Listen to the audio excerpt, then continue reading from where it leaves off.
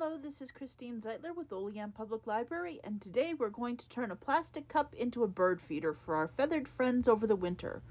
If you are working with your children, there are a few parts with scissors and optional hot glue, so stay safe. To make this project, we are going to be using an ordinary plastic cup.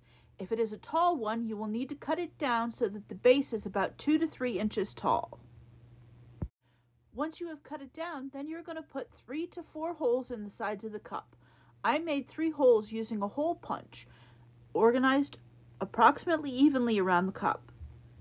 Now you need to take 3 pieces of yarn, twine, or string and cut them to the same length.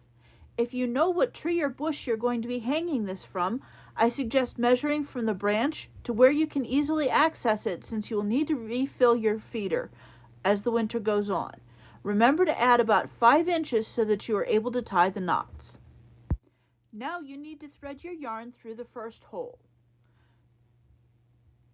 Once you've done that, begin by tying the knot like you would start tying your shoelaces. Now perform the same motion to form a simple square knot. Repeat this for all 3 to 4 holes. It's time to think about the top knot that you'll be hanging your bird feeder with. I used the 3 yarns to pick up the feeder and dangled it in the air, adjusting the lengths of the yarn until it hung evenly. Once you have it evenly hung, you can perform a simple overhand knot that would look like this, pulling it tightly. Your bird feeder is complete. If the edges of your plastic cup seem sharp, you can use a bead of hot glue around the edges to make a softer landing place for your feathered friends.